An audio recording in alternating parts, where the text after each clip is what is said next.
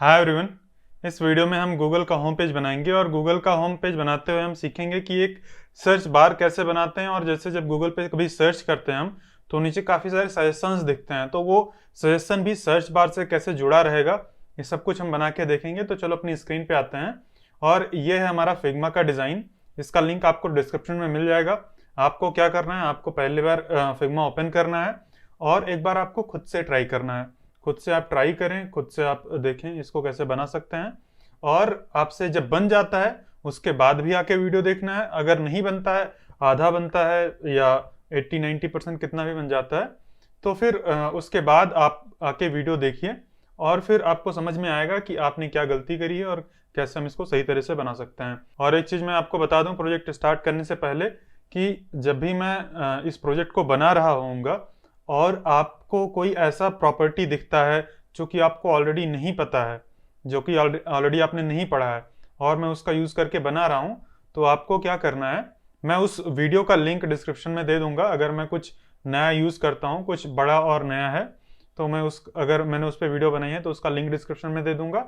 लेकिन अगर मान लो मैं नहीं भी देता हूँ, बाय मिस्टेक में भूल जाता हूँ, तो भी आपको उस टॉपिक के बारे में जाके सर्च करना। जैसे कि मैं यहाँ पे अगर मैं पोजीशन एब्सोल्यूट यूज़ कर रहा हूँ या पोजीशन रिलेटिव यूज़ कर रहा हूँ या फ्लेक्स बॉक्स यूज़ कर रहा हूँ। वैसे तो यहाँ पे पोजीशन रिलेटिव या एब्सोल्यूट की ज़रूरत पड़ सकती है, हाँ पड़ेगी पड़ेगी। यहाँ पे बनाएंगे कहीं ना कहीं ज़रूरत पड़ेगी। और जैसे ही मतलब कोई भी नया टॉपिक आता है तो आपको इस वीडियो को पॉज कर देना है और आपको जाके उस टॉपिक को पढ़ना है, फिर उसके बाद इस वीडियो को कंटिन्यू करना है। तो चलो अब हम आपने समझ लिया क्या करना है और कैसे फॉलो करना है। तो अब हम स्टार्ट करते हैं। यहाँ पे मैंने एक empty HTML फाइल क्रिएट कर लिया है और उसके अंदर मैंने एक CSS फाइल लिंक कर दिया है। और ये हमारा गूगल सर्च नहीं है, ये डूडल सर्च है, बस नाम थोड़ा सा बदला है। और इसका ये है नॉर्मल स्टेट। जैसे कि हम अगर गूगल के पेज पे जाते हैं, मैं गूगल.com पे अगर जाऊं तो बाय डिफ़ॉल्ट कुछ इस तरह से यहाँ पे जो कलरफुल लोगो है यहाँ पे, लेकिन वाइट लोगो है, तो लोगो से कोई फ़र्क नहीं पड़ता है। हमें फिग्मा मिल गया है, हम फिग्मा वाला लोगो यूज़ करेंगे। और ये डिफ़ॉल्ट डिफ़ॉल्ट क्या बोलते हैं, ये डिफ़ॉल्ट स्टेट है और हवर करते हैं तो इसका स्टेट थोड़ा सा चेंज होता है। और फिर अगर हम कुछ टाइप करने लगेंगे तो ये सजेशन भी नीचे देने लगता है। तो ऐसे ही हमें भी बनाना है। यहाँ पे ये डिफ़ॉल्ट स्टेट है, ये हवर स्टेट है, या उस पर अगर फोकस कर देते हैं तो वो वाला स्टेट है। और अगर हम कुछ टाइप करने लगते हैं तो वो वाला स्टेट है। इसमें मैंने यहाँ पे और भी ज़्यादा आइकन्स नहीं रखे हैं, इसमें बस केवल क्लियर का आइकन है। जब हम कुछ टाइप कर देंगे तब ये क्लियर का आइकन आएगा। तो ये चीज़ हमें बनाना है। अब मैं उम्मीद करता हूँ कि आपने ऑलरेडी ट्राई कर लिया होगा, आप खुद से ट्राई करने के बाद आके यहाँ पे देख रहे हैं वीडियो। तो अब हम स्टार्ट करते हैं। तो यहाँ पे अगर देखा जाए तो सबसे यहाँ पे बेसिकली तीन चीज़ें हैं। एक तो है हमारा ये लोगो, दूसरा सर्च बार, और तीसरा एक डूडल है यहाँ पे, कुछ मतलब इलस्ट्रेशन टाइप में है। तो हम क्या करेंगे, इस चीज़ को बाद के लिए रख देते हैं, ये उतना इंपॉर्टेंट चीज़ नहीं है।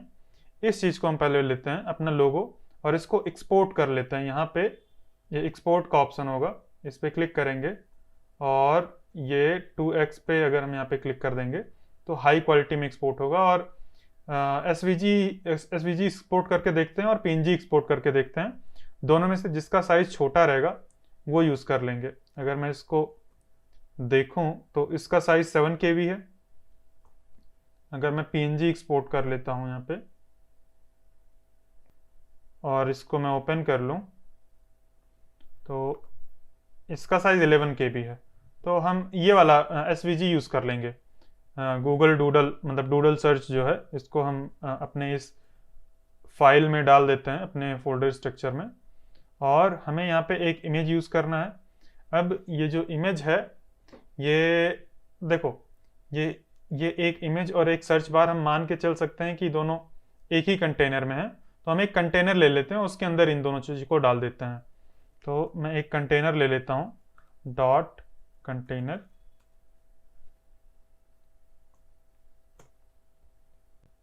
और उसके अंदर मैं एक इमेज डाल देता हूँ, ये इमेज टैग। मैं इमेज टैग डायरेक्ट ऐसे ही डाल देता हूँ, डूडल सर्च यहाँ पे डाल देते हैं।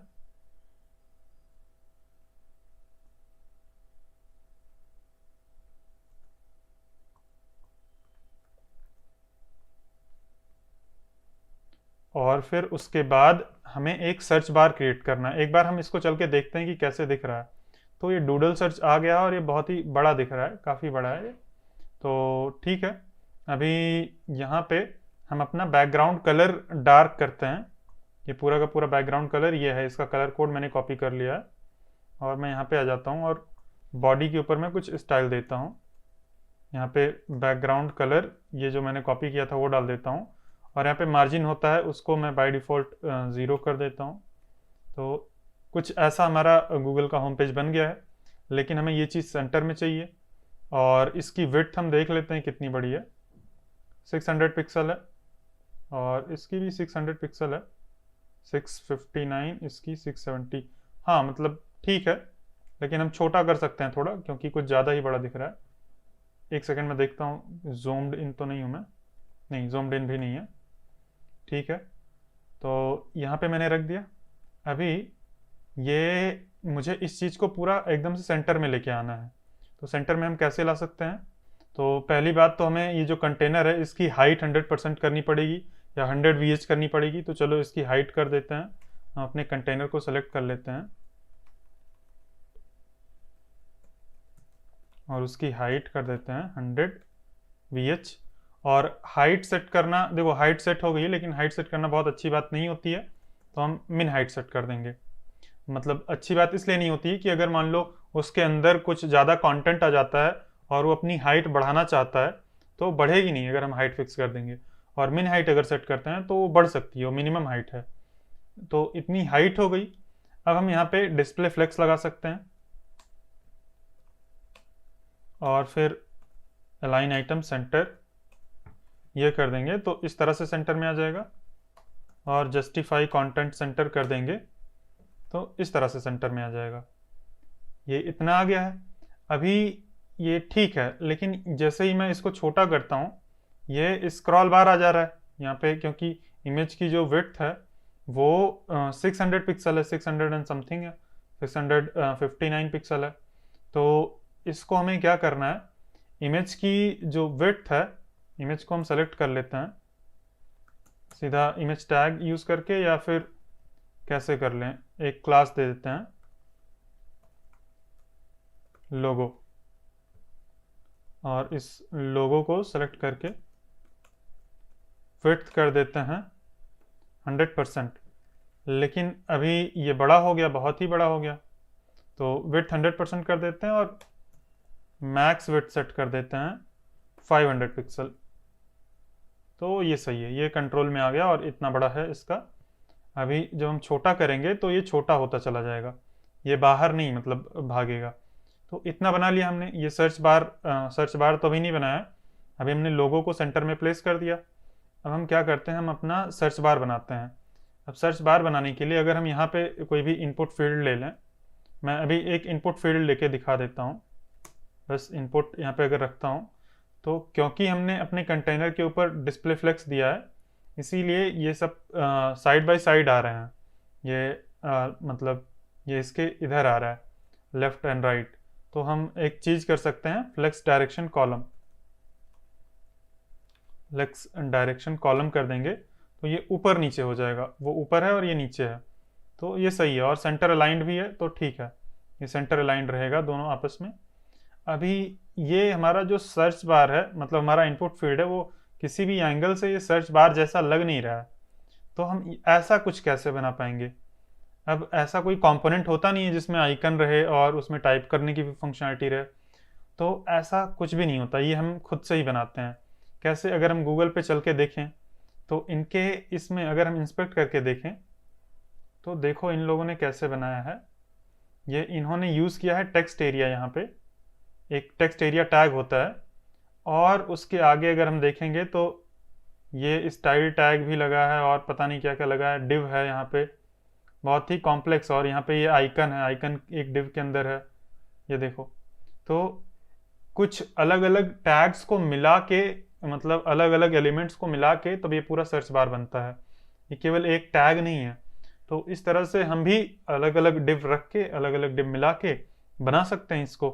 अब हम एग्जैक्टली इनका स्ट्रक्चर नहीं यूज़ करेंगे क्योंकि ये बहुत ही कॉम्प्लेक्स स्ट्रक्चर है, बहुत ही सिंपली और आराम से बना लेंगे ऐसा। तो हम अपने कोड में आते हैं और यहाँ पे सीधा इनपुट ऐसे बाहर नहीं लिखेंगे, हम एक div टैग ले लेंगे और div के अंदर इनपुट रखते हैं, इनपुट रख दिया, और एक सर्च का आइकन भी रख लेते हैं। सर्च का आइकन हमें कहाँ से मिलेगा? अपने फिग्मा से। ये जो हमारा फिग्मा है यहाँ से सर्च का आइकन मिल जाएगा। इसको हम एसवीजी की तरह एक्सपोर्ट कर लेंगे, एक्सपोर्ट एज एन एसवीजी, ये कर लेते हैं और इसको अपने यहाँ पे रख लेते हैं। और ये एक एसवीजी है, अगर हम चाहें तो इसको सीधा कॉपी करके अपने HTML टैग में यहाँ पे div के अंदर रख सकते हैं। और ज़्यादातर इसको अपने HTML में इसलिए नहीं रखते हैं क्योंकि बहुत ही लंबा हो जाता है। ये देखो बहुत ही लंबा कोड हो गया हमारा, बहुत ही बड़ा कोड हो गया, इसीलिए हम अपने HTML में नहीं लिखते हैं। लेकिन अगर हम चल के देखें यहाँ पे जो हमारा आउटपुट आ रहा है तो वहाँ पे आइकन आ गया है, यानी कि हम SVG जो इमेजेस होती हैं उनका चाहें तो हम एज ए कोड पूरा लिख सकते हैं, लेकिन ये बड़ा हो जाता है इसीलिए नहीं रखते हैं। तो इसको मैं यहाँ पे हटा देता हूँ और इमेज टैग यूज़ कर लेता हूँ और सर्च आइकन यहाँ पे दे देते हैं।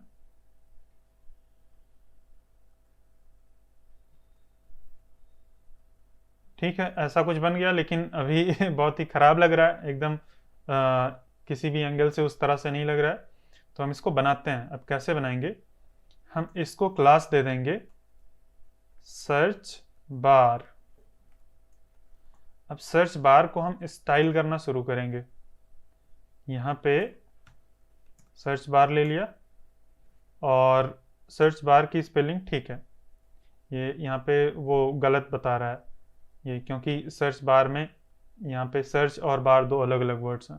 अगर मैं डैश लगा दूँ तो ये एरर चली जाएगी, लेकिन ठीक है, सर्च बार मैंने एक ही वर्ड ले लिया। तो अभी इसमें मैं क्या करता हूँ, सबसे पहले तो सर्च बार के अंदर जो इनपुट फील्ड है, ये जो इनपुट फील्ड है सर्च बार के अंदर, इसका मैं बैकग्राउंड कलर जो वाइट है ये हटा देता हूँ।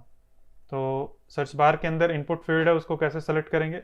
अभी सर्च बार को रहने देते हैं, मैं लिखता हूँ सर्च बार के अंदर जो इनपुट फील्ड है, इस तरह से मैं उसके अंदर की इनपुट फील्ड सेलेक्ट कर लूँगा और उसका बैकग्राउंड कलर मैं कर देता हूँ ट्रांसपेरेंट।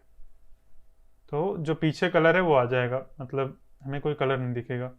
और इसका मैं बॉर्डर कर देता हूँ नन, जो कि यहाँ पे बॉर्डर होगा वो चला जाएगा।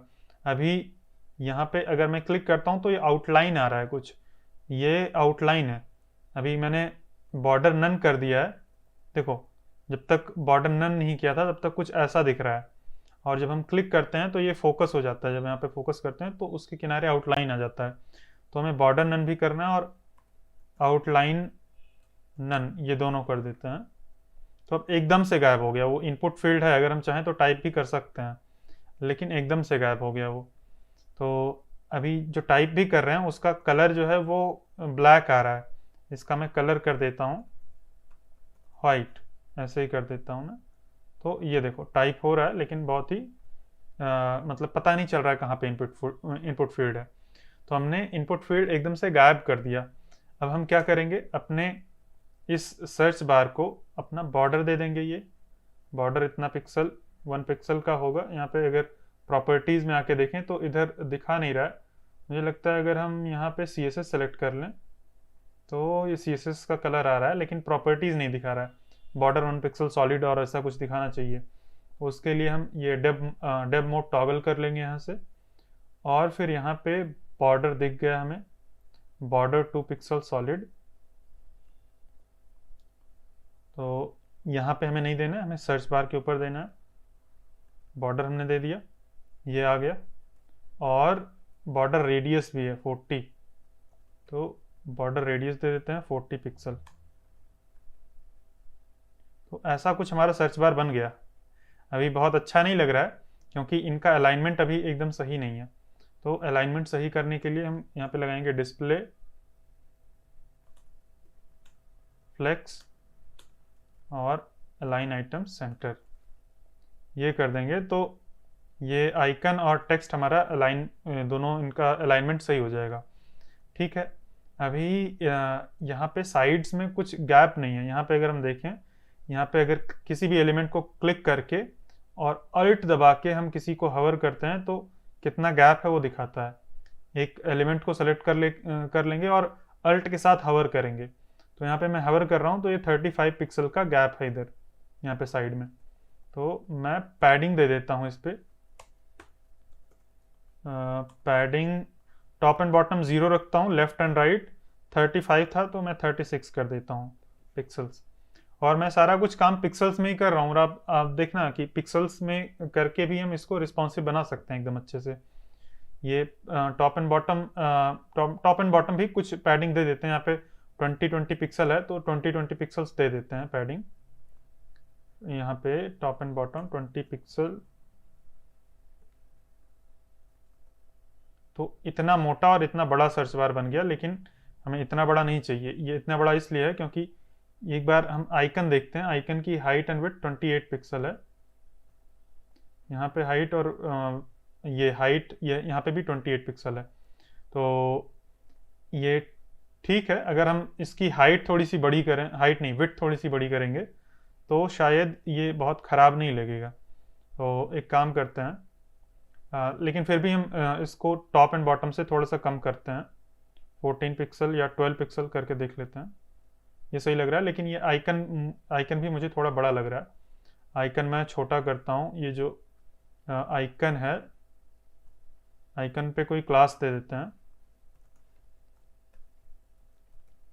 Search icon.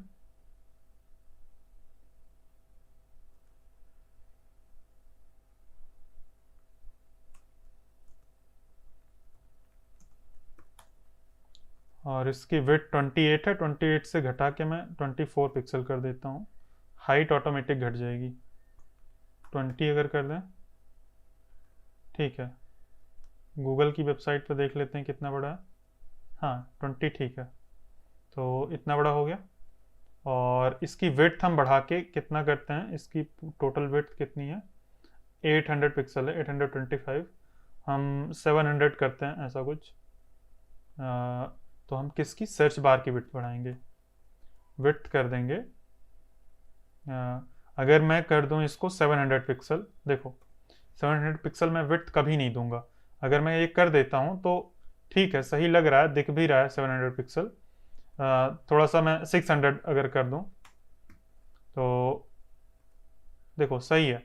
अगर मैं मार्जिन टॉप यहाँ पे दे दूं, सर्च बार के ऊपर मार्जिन टॉप 32 पिक्सल, यहाँ पे कितना है, इस पे अगर क्लिक करके अल्ट के साथ हवर करता हूँ तो ये दिखा रहा है 18 पिक्सल है, तो मैं यहाँ पे 24 कर देता हूँ,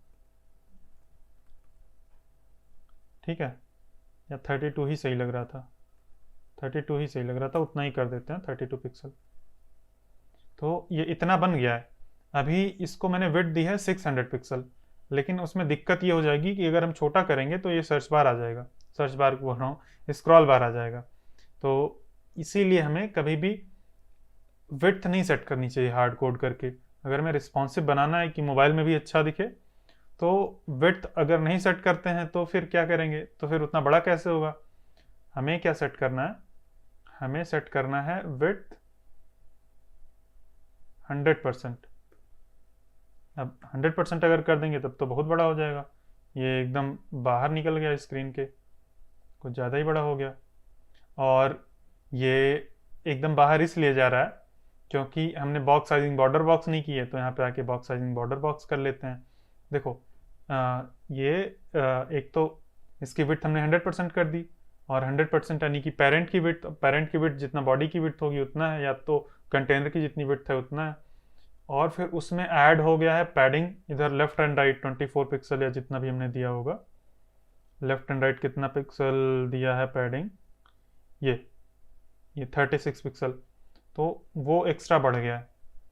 तो उसी लिए हम क्या करेंगे, सारे एलिमेंट्स को सिलेक्ट कर लेंगे सबसे ऊपर ही, और उनकी बॉक्स साइजिंग बॉर्डर बॉक्स ये कर देंगे, ठीक है।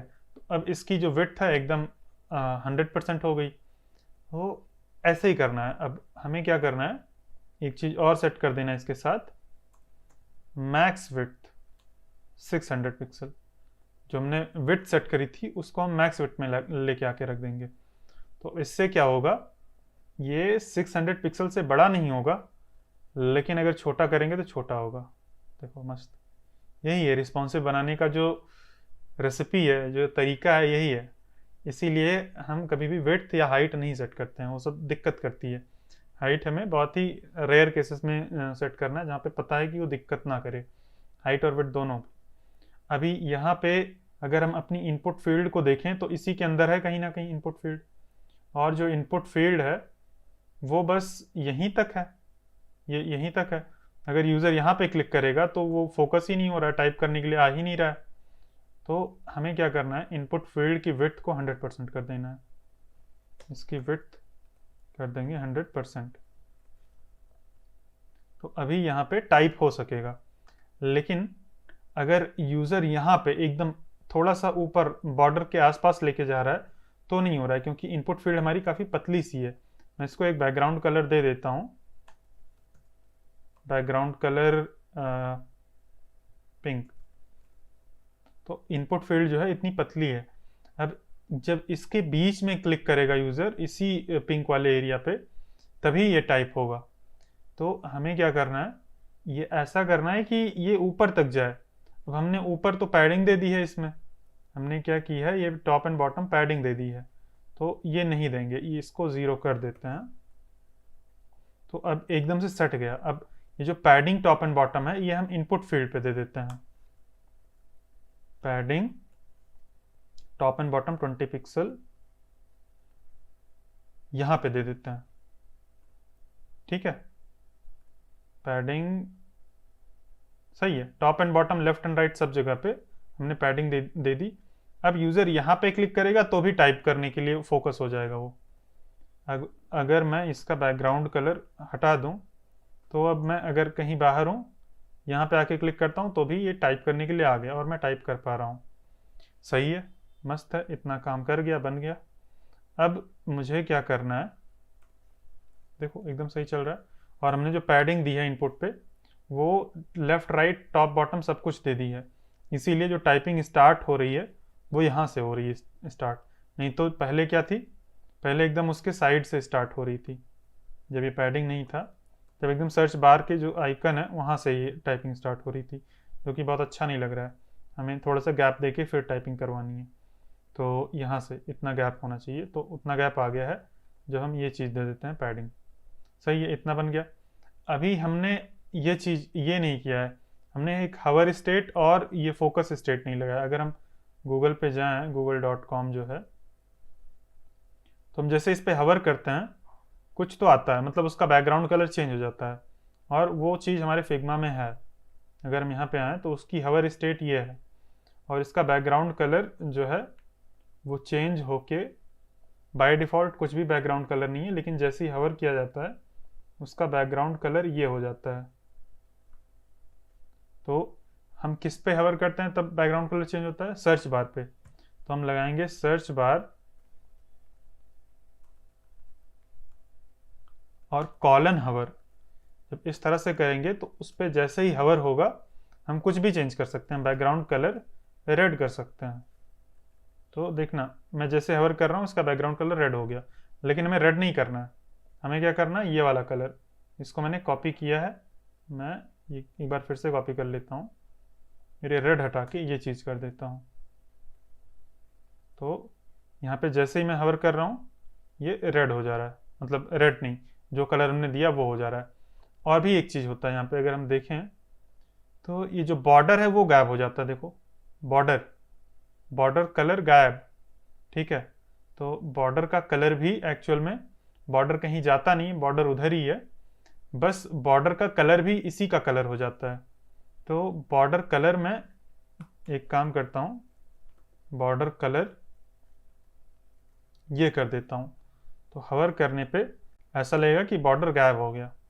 और भी एक इफेक्ट है, अगर हम गूगल के वेबसाइट पे जाके ध्यान से देखें तो ये शैडो है यहाँ पे, अगर आप ध्यान से देख पाएँ तो एक शैडो आती है, बॉक्स शैडो है, जो कि हमारे फिग्मा में भी है। यहाँ पे बॉक्स शैडो अगर देखें तो इसको कॉपी कर सकते हैं और इसको यहाँ पे लगा देंगे, बॉक्स शैडो आ जाएगी जब भी हम हवर करेंगे यहाँ पे। तो ये सही है, आ गई बॉक्स शैडो, सही है। अभी यहाँ पे अगर हमने फोकस कर दिया, और फोकस करने के बाद अगर हम बाहर चले जाते हैं तो ये फिर से वो हट जाता है, केवल हवर पे ही है। लेकिन गूगल पे क्या है कि अगर हमने फोकस कर दिया और बाहर जा रहे हैं तो भी ये हट नहीं रहा है, उधर ही है। तो ऐसा कैसे बनाएं? तो इसके लिए हमें फोकस स्टेट को भी ये पूरी स्टाइलिंग देनी होगी। ये पूरी स्टाइलिंग सर्च बार के फोकस स्टेट को भी देनी पड़ेगी। तो हम ऐसा कर सकते हैं, हवर को हटा के यहाँ पे कर देंगे फोकस, और जैसा ऐसा था वो सब कुछ हम यहाँ पे रख देंगे। तो उससे क्या होगा, एक सेकेंड, अगर हम यहाँ पे फोकस कर देंगे तो ये हुआ नहीं। अच्छा हाँ, ये नहीं हुआ क्योंकि यहाँ पे हम क्या कर रहे हैं, हम फोकस तो इनपुट पे कर रहे हैं ना, ये फोकस हम इनपुट के ऊपर कर रहे हैं, लेकिन ये सर्च बार के ऊपर हमने ये लगाया है कि सर्च बार पे जब फोकस हो, और सर्च बार पे कभी फोकस हो ही नहीं रहा है। मैंने गलती से ऐसा कर दिया। तो ये जैसे हम बाहर अपना कर्सर ले जाएंगे, ये हट जा रहा है। तो इस केस में हम क्या कर सकते हैं, सबसे सिंपल चीज, फोकस विद इन एक सूडो क्लास होती है, वो यूज कर सकते हैं। फोकस विद इन कर देंगे तो क्या होगा, जब भी फोकस इसके अंदर होगा ये चीज ऐसा हो जाएगा। ये है एक तरीका, ये है। और दूसरा तरीका क्या कर सकते हैं, देखो हमने कुछ टाइप किया और हमने अपना कर्सर हटा दिया, ये चल रहा है क्योंकि हमने फोकस विद इन यूज कर लिया।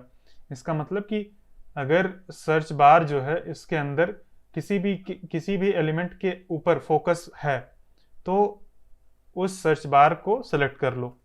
ठीक है, हम ये बता रहे हैं सर्च बार को तब सेलेक्ट करना है और उसके ऊपर ये सारी स्टाइल तब लगानी है जब उसके अंदर किसी एलिमेंट पर कोई फोकस किया हो। तो उसके अंदर जो एलिमेंट है वो इनपुट एलिमेंट है और उस पर हमने फोकस किया है तो वो सेलेक्ट हो गया, और उसका बैकग्राउंड कलर, ये सब कुछ स्टाइलिंग सही है। अगर हम बाहर क्लिक कर देंगे तो फोकस विद इन हट गया और चला गया, अब नहीं हो रहा है। एक ये तरीका है, और दूसरा तरीका ये है कि हम इस चीज को यहाँ पे ना रख के ये पूरा यहाँ से रिमूव कर देंगे, क्योंकि पूरी की पूरी स्टाइलिंग सेम है। हम यहाँ पे कॉमा लगा के ये लगा सकते हैं, तो ये दो दो सेलेक्टर के ऊपर चल रहा है अब, ये हवर के ऊपर भी और इसके ऊपर भी। हम कॉमा लगा के कितने भी सेलेक्टर्स यहाँ पे रख सकते हैं और वो सारी स्टाइल्स अप्लाई होगी अलग अलग, मतलब सेम स्टाइल्स इस पे भी अप्लाई होगी और इस पे भी अप्लाई होगी। अगर हम चाहें तो यहाँ पे कोई दूसरा एलिमेंट भी यहाँ पे कॉमा लगा के रख सकते हैं, दूसरा सेलेक्टर भी। तो ये अब वैसे ही है, बस हमने थोड़ा सा कोड को रीयूज कर लिया। ये इतना 3 लाइन हमें दोबारा से नहीं लिखना पड़ा। अभी ये मैं अगर फोकस करके कहीं बाहर जाता हूँ तो ये चल रहा है और सही है। अभी ये सर्च बार थोड़ा सा सुंदर नहीं लग रहा है उतना ज़्यादा। एक बार देखते हैं कि ऐसा क्यों है, ये सुंदर क्यों नहीं लग रहा है। और ये एकदम से सेंटर में नहीं है, अगर यहाँ पे देखें हम या फिर गूगल पे ही आके देखें तो एकदम से सेंटर में नहीं है, थोड़ा सा ऊपर है।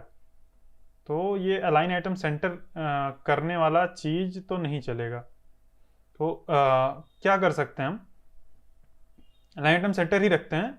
इसकी जो हाइट है, इसकी मिन हाइट 80% कर देते हैं यहाँ पे, तो ये थोड़ा सा ऊपर आ गया। और भी अगर ऊपर चाहिए तो हम 70 VH कर देते हैं, तो ये और भी ऊपर आ गया। अब इतना ऊपर सही लग रहा है। ये एक बार गूगल पे जाके देख लेते हैं, गूगल वाला थोड़ा सा और भी ऊपर है, तो हम इसको 60 या 50 कर देते हैं। ज़्यादा ऊपर कर दिए, 60 कर देते हैं, ये ज़्यादा सही है। तो यहाँ पे है, अब सही है, सही है। अभी क्या हुआ कि हमारा जो कंटेनर है उसकी हाइट इतनी हो गई, जितना भी ये ब्लू कलर में दिख रहा है, अब उसके सेंटर में है ये चीज़। ठीक है, तो इतना आ गया। अब हमें क्या करना है, ये जो सर्च बार है ये बहुत ही अच्छा नहीं लग रहा है। अगर हम डिज़ाइन में देखें तो डिज़ाइन में थोड़ा ज़्यादा सही लग रहा है, हमारा वाला थोड़ा ज़्यादा मोटा मोटा तगड़ा लग रहा है। और साइड्स में गैप हमने कुछ ज़्यादा दे दिया है शायद, साइड्स में हम गैप थोड़ा कम कर देते हैं।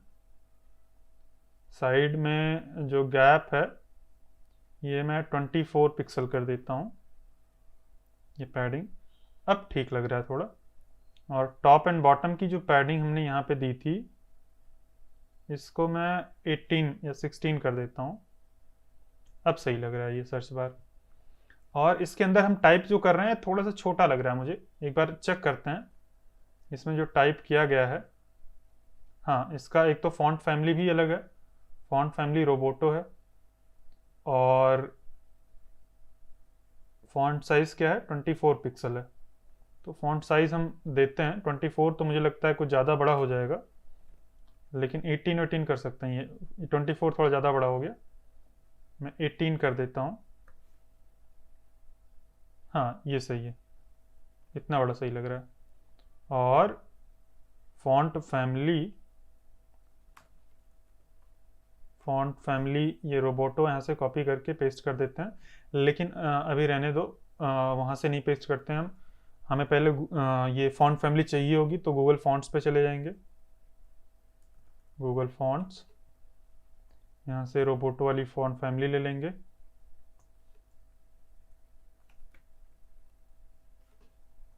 ये हो गई। और फॉन्ट वेट, एक ही फॉन्ट वेट होगा 400, है ना, यही तो है। 400 और 500, 4 to 600 तक ले लेते हैं हम। तो 400 ये है, सिलेक्टेड है ऑलरेडी, सेलेक्ट रेगुलर, ठीक है। अच्छा, ये और भी फॉन्ट्स ऑलरेडी सिलेक्टेड है, मैं इन सबको रिमूव ऑल कर देता हूँ, रोबोटो बस केवल सेलेक्ट रखता हूँ। और उसका 400 मैंने सेलेक्ट कर लिया। 500 रहने देते हैं, 600 ले लेते हैं, 600 नहीं है तो 700 ले लेते हैं, बस ये दो ले लेते हैं। और इसको कॉपी करके अपने HTML में डाल देते हैं।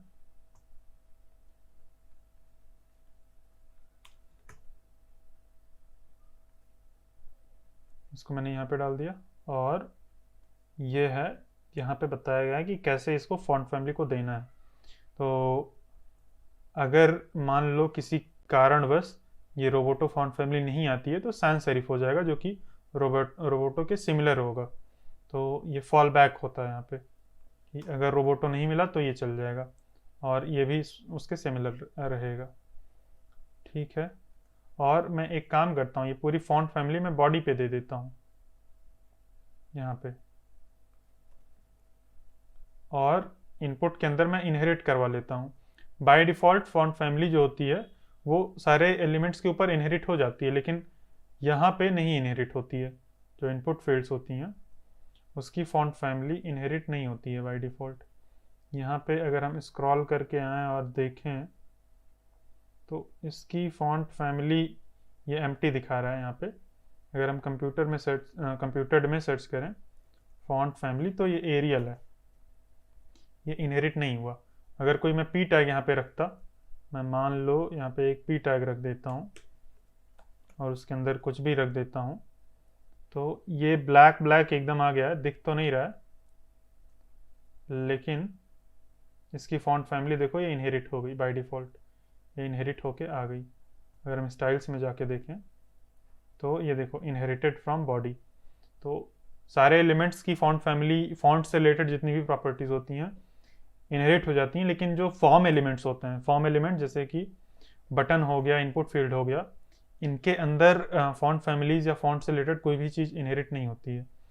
तो अभी मैं क्या करता हूँ, इसकी फॉन्ट फैमिली को इनहेरिट करवाता हूँ, मैं मैनुअली यहाँ पे लिख दूंगा इनहेरिट, तब हो जाएगी इनहेरिट। और ज़्यादा अलग तो नहीं लग रहा है डिफरेंस कोई, लेकिन यहाँ पे अगर हम आके देखेंगे फॉन्ट फैमिली, तो ये रोबोटो हो चुकी है इनपुट की। और ठीक है, इतना बन गया हमारा।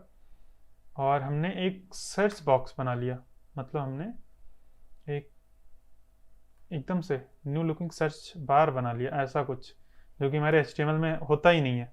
तो कोई भी एलिमेंट हो, कितना भी फैंसी लुकिंग हो, हम CSS से सिंपली बड़े ही आराम से बना सकते हैं। और हमने ऐसा ही कुछ बनाया। अभी यहाँ पे और भी चीज़ें हैं बनानी बाकी हैं।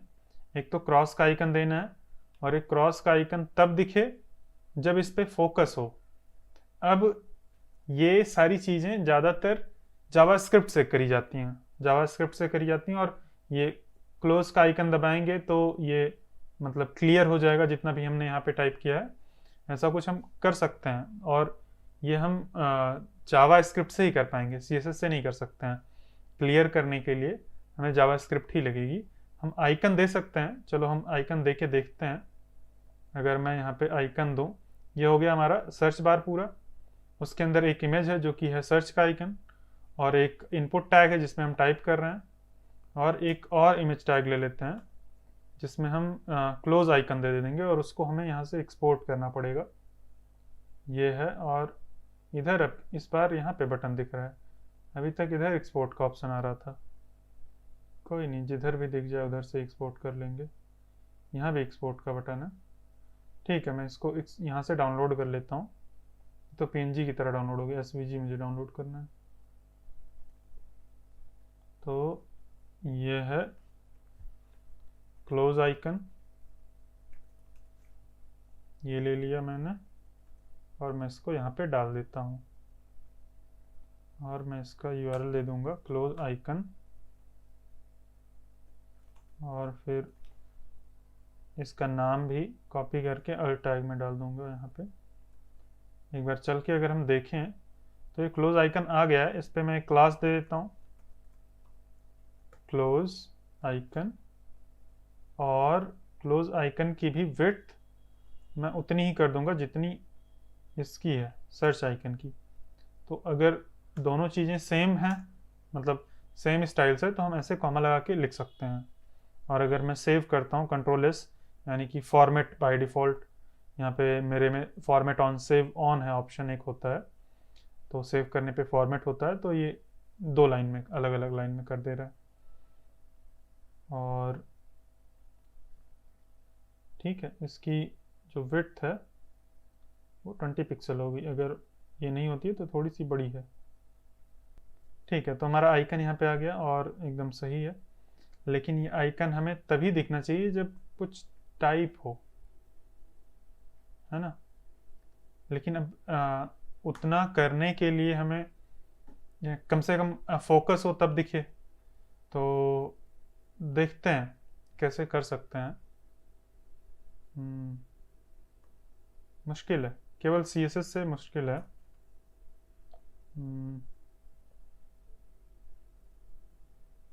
एक क्लोज आइकन को बाय डिफ़ॉल्ट मैं कर देता हूँ डिस्प्ले नन, ये कर दिया। अभी जब मैं इस पे फोकस करूँ तो वो दिख जाए, ऐसा कुछ करना है। तो एक सेकेंड, सर्च बॉक्स जिसमें फोकस विद इन अगर हो तो उसके अंदर का जो क्लोज आइकन है उसका डिस्प्ले ब्लॉक कर देते हैं। ये आ गया, सही है, मस्त। जैसे हमने उसके अंदर किया, ये आ गया। लेकिन अभी ये क्लिक करने से कुछ क्लोज नहीं हो रहा है, ठीक है, वो खुद ही चला जा रहा है। तो वो बस हम ऐसे ही रख दे रहे हैं, बस देखने के लिए। और जब कभी हम जावास्क्रिप्ट में प्रोजेक्ट्स बनाएंगे तो ये सब कुछ इम्प्लीमेंट करेंगे कि क्लोज करें तो ये गायब हो जाए। जावास्क्रिप्ट जब सीखेंगे तो इसी प्रोजेक्ट को ले लेंगे जावास्क्रिप्ट के प्रोजेक्ट के अंदर, और इसी में हम ये क्लोज वाली फंक्शनलिटी भी इम्प्लीमेंट कर देंगे। और जो सर्च करने पे नीचे अभी हमें ये बनाना है, ड्रॉप डाउन टाइप में आ जाए, ये भी हम इम्प्लीमेंट करेंगे। तो अभी तो इसका डिज़ाइन बना लेते हैं। अभी चलो सोचते हैं कि कैसे बनेगा ये। तो इतना पार्ट तो हमारा सर्च बार है। अगर हम देखें तो इतना चीज़ तो हमारा सर्च बार है जिसको हमने अभी तक स्टाइलिंग दी है और सब कुछ किया है। ये जो सर्च बार हमारा ये है पूरा डिव, ये तो इतना चीज़ है यहाँ पे, ये इतना चीज़ है। हालांकि उसका कॉर्नर जो है, ये कॉर्नर का जो राउंडेड है वो केवल ऊपर ही राउंडेड है, नीचे राउंडेड नहीं है। अगर हम एक काम करें, यहाँ पे जब भी फोकस हो, फोकस विद इन हो, तो इसका हम चाहें तो बॉर्डर रेडियस, कहाँ गया ये बॉर्डर रेडियस जो है,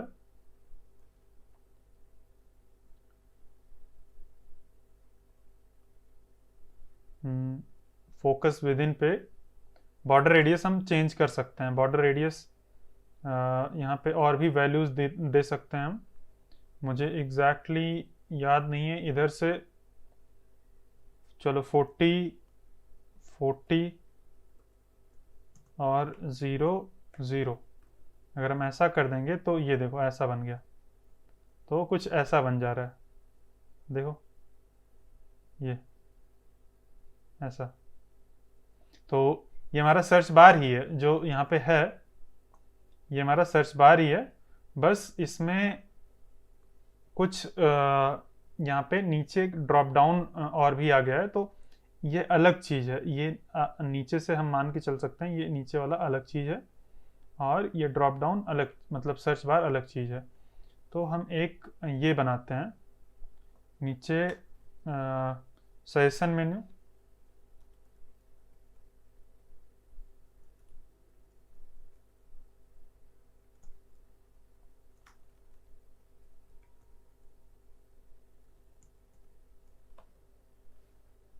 और फिर इसके अंदर कई सारी चीज़ें रहेंगी। क्या क्या रहेगा?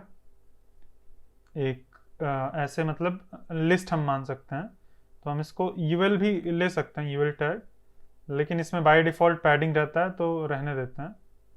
और इसके अंदर मैं पी टैग ले लेता हूँ, और पी टैग के अंदर मैं हेलो ऐसा कुछ लिख देता हूँ, या तो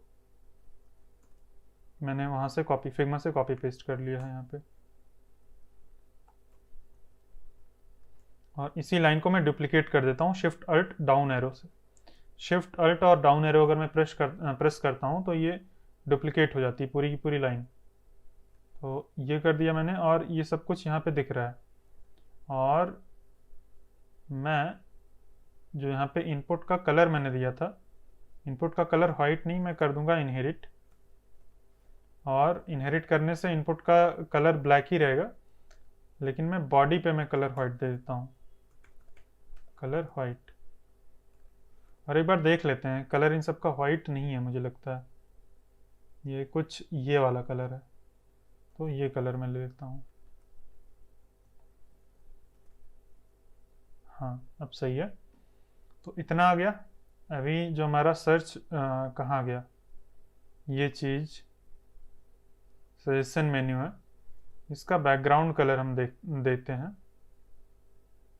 सजेशन मेन्यू का जो बैकग्राउंड कलर है वो सेम रहेगा जैसे कि हमारे इसका था, और बॉक्स शेडो भी सेम रहेगी, और बॉर्डर रेडियस, चलो ये सब कुछ मैं कॉपी कर लेता हूँ। और बॉर्डर रेडियस में ये फर्स्ट दो वैल्यूज़ 0 0 रहेंगी, 0 0 40 40, ये हो जाएगा। और बॉर्डर नहीं रहेगा यहाँ पे, बैकग्राउंड कलर वही है और शेडो है, और इतना कुछ बन के आ गया है। अब अगर हम देखें तो ये जो है ये ऐसा है कुछ, और ये पूरे टाइम यहाँ पे है, और ये इसकी विड्थ भी इक्वल नहीं है। तो अब इनकी और इन दोनों की विड्थ इक्वल कैसे हो, ये दोनों की विड्थ इक्वल कैसे होगी? ये इक्वल करने के लिए या तो हम इसको भी अलग से विड्थ दें, मतलब मैक्स विड्थ दे दें। एक काम कर सकते हैं कि मैक्स विड्थ दे दें 600 पिक्सल और विड्थ 100%, तो उसके इक्वल हो जाएगी। लेकिन हम अलग अलग, मतलब इसको अलग दे रहे हैं, इसको अलग दे रहे हैं, जो कि बहुत अच्छी बात नहीं है। हम क्या कर सकते हैं, इन दोनों को एक पेरेंट के अंदर रख सकते हैं। ये जो हमारा सर्च बार है और ये चीज़ है, इसको हम एक पेरेंट के अंदर रख सकते हैं। उसका नाम दे देते हैं सर्च मेन्यू। और फिर इससे क्या होगा, ये जो हमने अलग अलग इन दोनों पे दिया है, इसको मैं यहाँ से रिमूव करके, और मैं यहाँ से भी रिमूव कर दूंगा। हमारा जो सर्च बार है यहाँ से भी इसको रिमूव करके मैं दे दूंगा सर्च मेन्यू पे, सर्च मेन्यू। यहाँ पे मैं ये दोनों चीज़ दे दूंगा, और ठीक है ये दे दिया अभी। हाँ, तो मैंने ये दे दिया, तो इससे क्या हुआ कि इन दोनों की विड्थ इक्वल हो गई। ये देखो, इन दोनों की विड्थ हमने अलग अलग नहीं दी, हमने सर्च बार पे कोई भी विड्थ नहीं दी है, हमने सजेशन मेन्यू पे भी कोई विड्थ नहीं दी है, हमने सर्च मेन्यू पे कोई विड्थ दे दी, जिसके कारण इन दोनों की विड्थ, वो उसके चिल्ड्रन है तो वो विड्थ कवर कर रहे हैं, पूरा अपना 100% ले रहे हैं। अब यहाँ पे गैप है, एक बार देखते हैं ये गैप क्यों है। मार्जिन टॉप हमने यहाँ पे दिया है, इन सभी एलिमेंट्स पे कोई मार्जिन नहीं है, शायद जो नीचे का पी टैग है ना उस पे मार्जिन है, उसके कारण वो दूर है। हाँ, नीचे जो पी टैग है इस पे मार्जिन है। तो सजेशन मेन्यू के अंदर जो पी टैग है इसको मैं कुछ स्टाइल देता हूँ।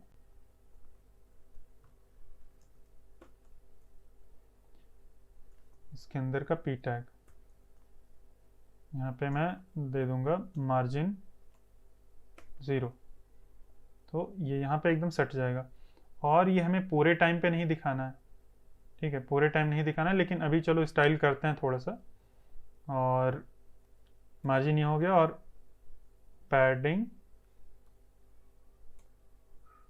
टॉप एंड बॉटम दे देते हैं 8 pixel, left and right 0, left and right भी कुछ दे देंगे 16 शायद सही रहेगा, और भी दे सकते हैं 32 या 24 है शायद ऊपर वाले में। हाँ ये सही है, इससे अलाइंड है। तो इतना पैडिंग हो गया, और ठीक है, यहाँ पे अगर हम आके देखें तो सही है। अभी ये हमें पूरे टाइम पे नहीं दिखाना है, और यहाँ पे मैं बॉटम में मैं थोड़ा सा और पैडिंग बढ़ाता हूँ, जो सेशन मेन्यू है, पैडिंग टॉप एंड बॉटम में मैं 16 पिक्सल और दे देता हूँ, लेफ्ट एंड राइट 0, और लेफ्ट एंड राइट में इसी में पैडिंग दे देता हूँ।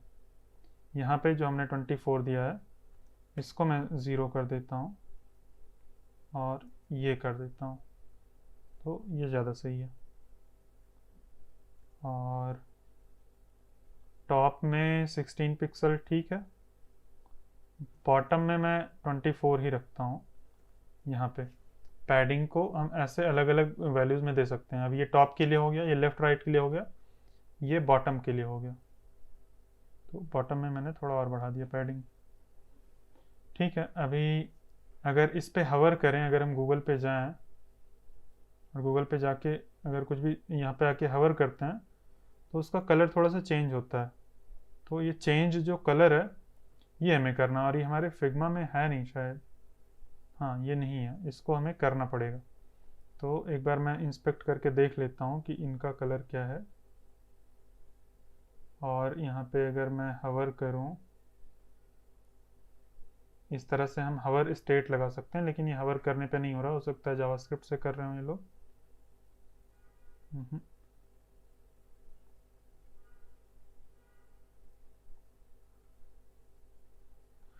मैं अब इसको कैसे इंस्पेक्ट करूँ,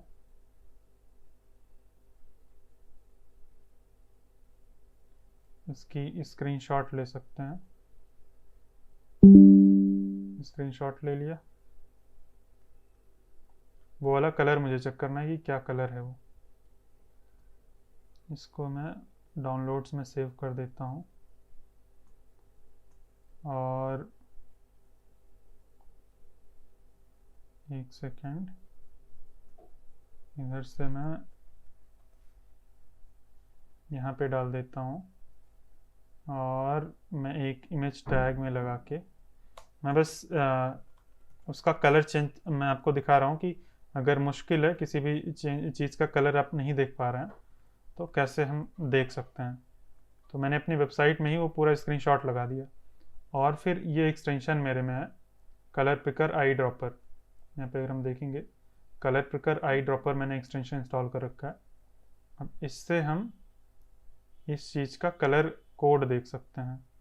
तो ये है इसका कलर कोड, हमने देख लिया, और इसका काम ख़त्म।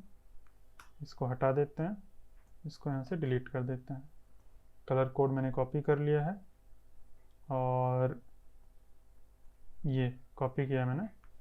तो सजेशन मेन्यू के अंदर जो पी है, पी टैग पे जब हवर करेंगे तो उसका बैकग्राउंड कलर ऐसा हो जाएगा कुछ।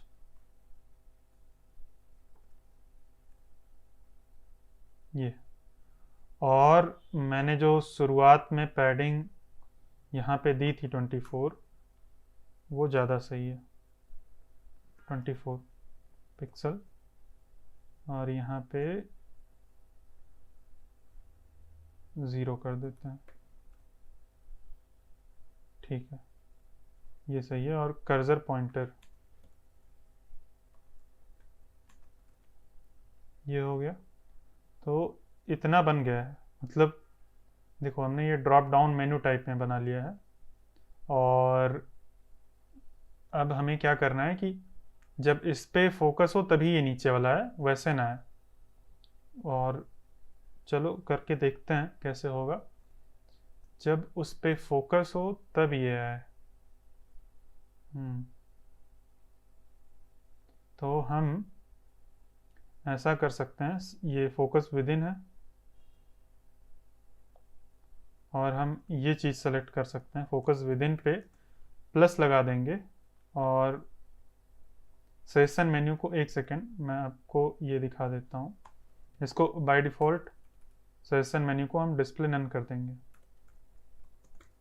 बाय डिफ़ॉल्ट ये डिस्प्ले नन रहेगा, वो आएगा ही नहीं। और अभी जब भी वो आएगा तो वो हिलाएगा हमारे पूरे उसको।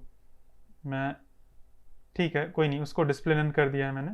अभी हम उसको तब दिखा सकते हैं जब इस पर फोकस विद इन हो, तो हम ये प्लस वाला सेलेक्टर यूज़ कर सकते हैं। अब इसको आपको अलग से पढ़ना पड़ेगा। मैं इसका डिस्प्ले ब्लॉक कर देता हूँ, एक बार काम कर जाए फिर मैं थोड़ा सा समझाता हूँ। ये देखो अभी ये हिल रहा है, एक्चुअल में ये हिलना नहीं चाहिए। तो ये हिले ना, उसके लिए हम क्या कर सकते हैं, ये जो पूरा चीज़ है ना, इसको हम पोजीशन एब्सोल्यूट कर सकते हैं। इसको मैं पोजीशन एब्सोल्यूट कर दूंगा, और पोजीशन एब्सोल्यूट करते ही ये मतलब अब हिला नहीं रहा है, कम से कम आ रहा है जब, तो ये हिल नहीं रहा है, सही है। लेकिन इसकी विड्थ कम हो गई, तो हम विड्थ 100% कर देते हैं। विड्थ 100%, देखते हैं काम करेगा कि नहीं। तो ये अभी एकदम पेरेंट की विड्थ के अपने पेरेंट के भी बाहर जाके ये चला गया है एक्चुअल में। तो विड्थ 100% काम नहीं करेगी, क्योंकि यहाँ पे अभी इसका कंटेनिंग ब्लॉक कुछ करके होता है, आप समझ लो। जब हमने इस कहाँ गया ये चीज़, सजेशन मेन्यू, इस पे जैसे ही हम पोजीशन रिलेटिव देते हैं तो ये ऐसा कुछ मान लेता है कि वो जाके बॉडी के अंदर है। हालांकि वो है मेन्यू, सर्च मेन्यू के अंदर, लेकिन वो ऐसा मान लेता है कि वो बॉडी के अंदर है।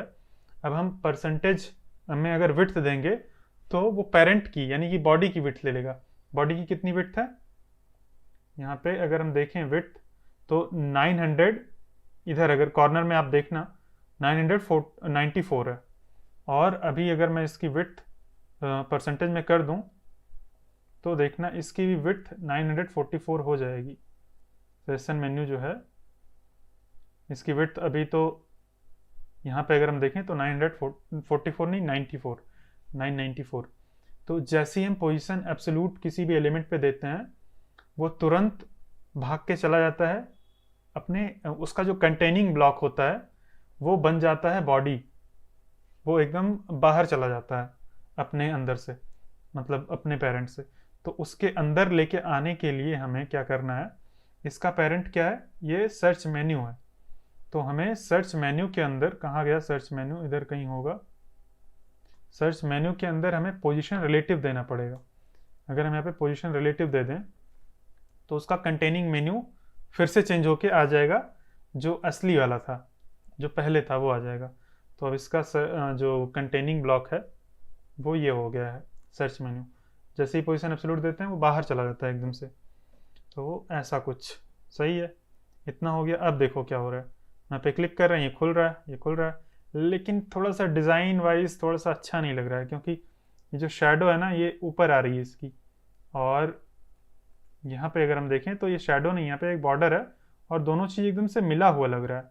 तो हम एक काम कर सकते हैं, ये जो शेडो है, ये शेडो को हम थोड़ा सा खिसका सकते हैं नीचे। अगर हमें अगर शेडो पता है कि कैसे काम करती है, तो हम ये एक्स डायरेक्शन होती है, ये वाई डायरेक्शन होती है। वाई डायरेक्शन में अगर हम 10 पिक्सल कर दें तो ये शेडो उधर दिखेगी नहीं और ये दोनों एक दूसरे में मिला हुआ दिखेगा। इवन 10 पिक्सल नहीं, हम 2 पिक्सल भी कर सकते हैं। तो यहाँ पे जो शेडो है, ये बॉक्स शेडो के ऊपर मैंने अलग से वीडियो नहीं बनाई है, मैंने CSS के किसी वीडियो में तो बनाया है, मैं उसका डिस्क्रिप्शन में लिंक दे दूंगा। और किसी टाइम पे मैंने बताया है बॉक्स शेडो, बहुत ही डिटेल में मैंने एक्सप्लेन नहीं किया, लेकिन आपको ये पढ़ना पड़ेगा कहीं ना कहीं से, केविन पाउल के वीडियो से या तो MDN से, कहीं कहीं ना कहीं से समझना पड़ेगा अगर आपको समझना है। नहीं तो आप अभी के लिए थोड़ा सा इसको एडजस्ट करके 2 पिक्सल कर दो तो भी चल जाएगा हमारा काम। शायद नहीं चलेगा इससे, जो ये 4 पिक्सल है ना और ये 2 पिक्सल है, 4 और 2 6 होता है, तो इससे कुछ ज़्यादा ही देना पड़ेगा। और भी ज़्यादा। मैं किसका चेंज कर रहा हूँ? मैं सर्च बार का चेंज कर रहा हूँ, मुझे उसका करना है। ये वाला कहाँ गया? यहाँ पे 2 पिक्सल करके पहले देखते हैं, थोड़ा सा गायब हुआ। 4 पिक्सल अगर कर देंगे तो और भी गायब हो गया, लेकिन थोड़ा सा दिख रहा है। तो वही यहाँ पे अगर ध्यान से देखेंगे तो थोड़ा सा दिख रहा है यहाँ पे, ये देखो। वही मैंने बोला, इन दोनों का ऐड मतलब करके जो 6 है उतना दे देंगे तो एकदम से गायब हो जाएगा। यही बहुत पतली सी लाइन है, लेकिन कोई फर्क नहीं पड़ता, उसमें हम बॉर्डर दे देंगे। ये बॉर्डर, तो ठीक है, बॉर्डर दे सकते हैं। मैं बॉर्डर टॉप दे देता हूँ। क्या कलर है बॉर्डर का? यहाँ पे देखें अपने फिग्मा में, फिग्मा कहाँ चला गया? ये है बॉर्डर का कलर, क्या है? ये है। तो मैं इस पे बॉर्डर टॉप दे देता हूँ। यही है ना सेशन मेन्यू? हाँ, बॉर्डर टॉप 1 पिक्सल सॉलिड, और फिर ये कलर जो मैंने कॉपी किया, तो ये हो गया। लेकिन एक गड़बड़ी है। वो गड़बड़ी क्या है कि यहाँ पे जो है फिग्मा के अंदर बॉर्डर यहीं तक है और हमारे उसमें बॉर्डर दूर तक है। तो उसको कैसे करें? मतलब फिग्मा में बॉर्डर इधर तक ही, उसके बाहर नहीं जा रहा है बॉर्डर। तो सोचते हैं कैसे करते हैं। देखो ये सेशन मेन्यू है, उसके अंदर ये P टैग है और सबकी विड्थ बड़ी बड़ी है। ये है पूरा सर्च बार, उसके अंदर इमेज टैग। तो हमें कोई एक ऐसा एलिमेंट यहाँ पे रखना पड़ेगा, कुछ ना कुछ। कोई एक ऐसा एलिमेंट रखना पड़ेगा जिसकी विड्थ कम हो, ज़्यादा ना हो। तो सेशन मेन्यू के अंदर रख सकते हैं।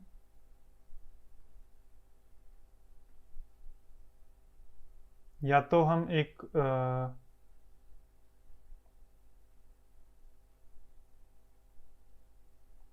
चलो कुछ दूसरा चीज़ नहीं रखते हैं, इसी से काम चलाते हैं। मैं क्या करता हूँ,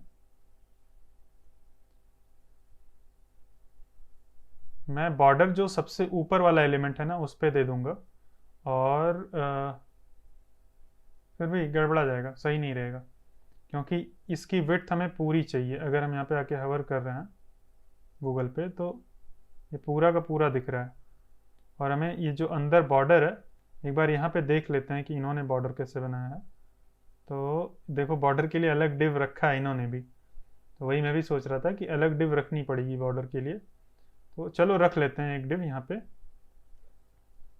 एक डिव इसके अंदर यहाँ पे डाल देते हैं टॉप बॉर्डर।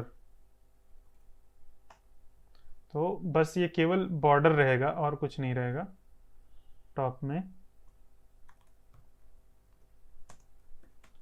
और इसको दे देते हैं बॉर्डर टॉप, यहाँ से हटा के इसको दे देंगे और देखते हैं कैसा दिख रहा है। तो अभी भी इसकी विड्थ बड़ी है, लेकिन अब हम इसको कंट्रोल कर सकते हैं। और जो बार बार ये गायब हो जा रहा है, अभी थोड़ी देर के लिए मैं उसको हटा देता हूँ कि बार बार गायब ना हो ये डिस्प्ले नन जो है। तो अभी ये पूरे टाइम यहाँ पे रहेगा और हम इसको कंट्रोल कर सकेंगे। जो हमारा पतला सा बॉर्डर है सेशन मेन्यू के अंदर ये है, बॉर्डर टॉप, तो हम इसको margin left and right they देंगे। यहाँ पे अब हम मार्जिन इनलाइन कितना पिक्सल, 24 पिक्सल। तो ये देखो बन गया इतना, देखो वैसे बन गया। अभी इसमें थोड़ा सा वो है, जैसे कि यहाँ पे अगर हम देखें तो ये मतलब ऐसा कुछ है यहाँ पे, मतलब यहाँ पे और इसके बीच में बहुत ज़्यादा गैप है। तो हमने पैडिंग यहाँ पे दी थी, कहाँ गया सजेशन मेन्यू, पैडिंग टॉप 16 दी थी ना, इसको 0 करते हैं 1 सेकंड के लिए। तो अब बना मस्त बॉर्डर, और हम इसका मार्जिन बॉटम 8 पिक्सल कर देते हैं। तो अब इस बॉर्डर के नीचे थोड़ा सा मार्जिन आ गया, जिससे हम जब इस पे हवर कर रहे हैं तो इस बॉर्डर पे और इसके बीच में थोड़ा सा गैप दिख रहा है, जैसा कि गूगल की वेबसाइट पे दिख रहा है, ये देखो। और इसका राउंडेड कॉर्नर है, तो वैसा भी कर सकते हैं, थोड़ा सा राउंडेड कॉर्नर हम इस पी टैग पे दे सकते हैं। बॉर्डर रेडियस 4 पिक्सल या 2 पिक्सल होगा या 4 पिक्सल होगा, अपने पे चल के देखें तो आ गया, सही है, 4 पिक्सल है।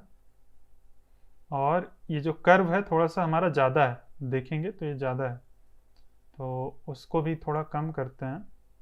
जब फोकस विद इन हो रहा है तो इसका बॉर्डर रेडियस 32 कर देते हैं, 32, और इसका परमानेंट 32 कहाँ गया, सजेशन मेन्यू, इसको 32 हम पूरे टाइम के लिए कर देते हैं। तो ये हो जाएगा, अब सही लग रहा है मुझे, काफ़ी मस्त है। अब क्या करता हूँ मैं, ये जो डिस्प्ले नन को हटा दिया था ये मैं यहाँ पे लगा देता हूँ। तो ये देखो अभी ये हवर करने पे ही कट जा रहा है, हमें हवर करने पे ही नहीं काटना है। तो यहाँ पे जो हमने कंबाइन करके ये किया था, कहाँ गया, ये हवर पे और फोकस विद इन पे, दोनों पे सेम स्टाइल से थी, लेकिन हमें अब इस केस में थोड़ा सा अलग स्टाइल चाहिए। तो उसके लिए हम क्या करेंगे, हवर पे तो उतना सब कुछ रहेगा, लेकिन हवर और फोकस विद इन पे इतना सब कुछ सेम रहेगा, लेकिन फोकस विद इन में एक और चीज़ हो जाएगा, जो कि है ये। अगर मैं विंडोज़ के साथ वी दबाता हूँ तो जो मैंने प्रीवियसली कॉपी किया था वो आ जाएगा। तो ये 3 चीज़ मैंने रीयूज़ कर लिया, जो कि सेम है दोनों केस में। अभी मैं हवर कर रहा हूँ तो ठीक है, लेकिन जैसे मैं फोकस करूँगा इसके नीचे खुल के ये आ गया मस्त। तो ये देखो अभी क्लोज करने पे पूरा क्लोज ही हो जा रहा है और सही लग रहा है, मतलब ये पूरा का पूरा हमारा वही क्लोज हो जा रहा है। और ये इसलिए नहीं क्लोज हो रहा है कि क्योंकि हमने कुछ लगाया है यहाँ पे क्लोज करने के लिए लॉजिक, इसलिए क्लोज हो रहा है क्योंकि हम फोकस आउट हो जा रहा है इनपुट फील्ड से, और जब फोकस विद इन है तभी ये पूरी सारी फील्ड्स दिख रही हैं। और बन गया है काफ़ी सही। एक बार गूगल से कंपेयर कर लेते हैं। मैंने पैडिंग शायद बिलो थोड़ा सा ज़्यादा दे दिया है, उसको थोड़ा सा कम कर सकते हैं। तो search bar, search menu, suggestion menu था कहाँ पे, सजेशन मेन्यू में पैडिंग बॉटम ये है 24 की जगह पे 16 अगर मैं कर दूं, हाँ ये सही लग रहा है। और यहाँ पे देखो, यहाँ से अगर मैं पैडिंग और भी कम कर दूं, मैं 1 पिक्सल कर देता हूँ नीचे का, तो ये देखो ये चीज़ बाहर निकल रहा है, मतलब ये हमारा कर्व्ड है लेकिन ये कर्व से बाहर जा रहा है। तो हम एक काम कर सकते हैं, यहाँ पे ये हम जब यहाँ पे हवर करके लेके आ रहे हैं तो हमारा जो कर्व वाला शेप था वो बिगड़ रहा है, क्योंकि ये चीज़ बाहर जा रहा है। 1 सेकेंड, मैं इसको 16 की जगह पे 8 करके दिखाऊंगा तो ज़्यादा क्लियरली दिखेगा। ये देखना, ये इस तरह से बाहर निकल रहा है। तो वो बाहर ना निकले उसके लिए हम क्या कर सकते हैं, यहाँ पे ओवरफ्लो हिडन, तो ये हमारा शेप उसके अंदर ही रहेगा, बाहर कुछ अगर जाएगा तो क्रॉप हो जाएगा। अब सही है, ये देखो मस्त। अभी हालांकि हम इस पर क्लिक करेंगे तो ये हमारे सर्च मेन्यू पे आ जाना चाहिए, यहाँ पे क्लिक कर रहे हैं तो ये आ जाना चाहिए बाय डिफ़ॉल्ट, जो गूगल का सर्च वो होता है मेन्यू, ऐसा होता है। लेकिन ये करने के लिए हमें जावा स्क्रिप्ट लगेगी, और हमें जावा स्क्रिप्ट अभी जो प्रोजेक्ट बना रहे हैं सिंपली केवल CSS का बना रहे हैं। तो जब जावा स्क्रिप्ट हम पढ़ेंगे, मतलब जावा स्क्रिप्ट के प्रोजेक्ट्स बनाएंगे, तो ये सब कुछ इसी प्रोजेक्ट को हम पूरी फंक्शनलिटी दे देंगे जावा स्क्रिप्ट के अंदर। ठीक है, तो ये हमने CSS वाला पार्ट कर लिया। अब आप समझ लो कि हम जब जावा स्क्रिप्ट वाला पार्ट करेंगे तो इसमें पूरी फंक्शनलिटी डालेंगे, और हम सर्च करने पे और सजेशन भी लेके आएंगे किसी API से, और यहाँ पे सजेशन भी हम दिखाएंगे। तो सही है। और मैं पैडिंग नीचे का ठीक लग रहा है, इतना 8 पिक्सल सही है। तो बन गया हमारा प्रोजेक्ट। अभी एक चीज़ तो बाकी रह गई, यह जो किनारे गोला है ना, उसको और थोड़ा मैं कम करता हूँ, 32 से थोड़ा कम करके 24 कर देता हूँ। और कहाँ है, ये है 32, इसको मैं 24 कर देता हूँ। हाँ अब सही है, ये देखो। और स्टार्टिंग में कितना था, 40 है यहाँ पे, बॉर्डर रेडियस 40 है। स्टार्टिंग में मैं 36 कर देता हूँ, देखते हैं कैसा लगता है। सही है, 32 सही है। अगर मैं 24 ही कर दूँ तो थोड़ा सा शेप बिगड़ गया। ठीक है, तो एकदम से वैसा नहीं लग रहा। 32 ठीक है, 32। और मैं इसका 32 कर सकता हूँ, लेकिन ठीक है सही है, 24 की जगह पे 32 कर सकते हैं, लेकिन इतना सही है। काफ़ी सही डिज़ाइन लग रहा है। अभी एक चीज़ बाकी है, वो क्या बाकी है, यहाँ पे कोने पे डूडल दिखाना है। तो उसको चलो एक्सपोर्ट कर लेते हैं, और ये पूरा एक ग्रुप होगा, इस ग्रुप को सेलेक्ट कर लेना है यहाँ पे साइड में, और इसको एज ए ग्रुप पूरा एक्सपोर्ट कर देना है। यहाँ से हम SVG ही एक्सपोर्ट कर देंगे। एक्सपोर्ट पे आएंगे, यहाँ पे एक्सपोर्ट की बटन है, और SVG एक्सपोर्ट कर देते हैं। प्रीव्यू पे अगर क्लिक करेंगे तो ऐसा कुछ दिखेगा इसको एक्सपोर्ट करने के बाद। तो मैं इसको एक्सपोर्ट कर लेता हूँ, डूडल शेप्स सही है, ये इसका नाम सही है, इसका रीनेम करने की ज़रूरत नहीं है। और इसको मैं बाहर ही रख देता हूँ। अगर आप चाहें तो आप एक इमेजेस फोल्डर में रख सकते हैं, नहीं तो मैं ठीक है यहाँ पे। और अब क्या करेंगे, यहाँ पे हमें दिखाना है, मैं भूल गया था क्या करना था। यहाँ पे हमें वो चीज़ दिखाना है, डूडल कॉर्नर में एकदम बॉटम। तो अब जो डूडल है उसको हमें एकदम बॉटम कॉर्नर, मतलब एकदम से बॉटम में दिखाना है। और अगर हम देखें तो हमारा कंटेनर जो है यहीं तक है, और हमें इसको बाहर एकदम नीचे बॉटम में दिखाना है, तो हम उसको बाहर ही रखते हैं। एक इमेज टैग लगा देते हैं, और यहाँ पे स्लैश डूडल सर्च नहीं, डूडल शेप्स ये वाला, और इसका नाम मैं यहाँ पे दे देता हूँ, इस पर मैं क्लास दे देता हूँ डूडल शेप्स। इसका मैं क्लास कॉपी करके, अब यहाँ पे अगर हम चल के देखें तो ये इधर आ गया, और सही भी है। लेकिन अगर मुझे इस साइड चाहिए तो हम कैसे लेके जाएंगे। अगर मैं इसको चाहूँ कि दूसरे साइड चला जाए, कंटेनर को मैं बंद कर दूँ, और कहाँ गया यार, ये है डूडल शेप्स। मुझे अगर दूसरे साइड चाहिए तो हम कैसे ले जा सकते हैं, मार्जिन लेफ्ट करके, कुछ लोग करेंगे मार्जिन लेफ्ट 500 पिक्सल 600 पिक्सल, इधर आ गया। और भी ज़्यादा देंगे अभी क्योंकि कम है, तो हम और भी ज़्यादा दे सकते हैं, इतना दे दिए, ये आ गया साइड में ये इतना। लेकिन अब इसमें ये गड़बड़ी है कि अगर हम जैसे इसको बड़ा करेंगे ये उधर ही है, और उधर निकल गया। तो इस तरह से हमें नहीं देना है।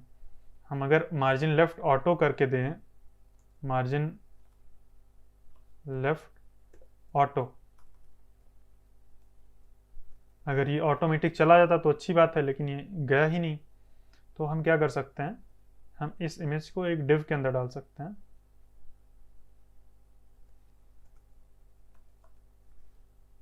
और इसको हम div को एक क्लास दे देंगे,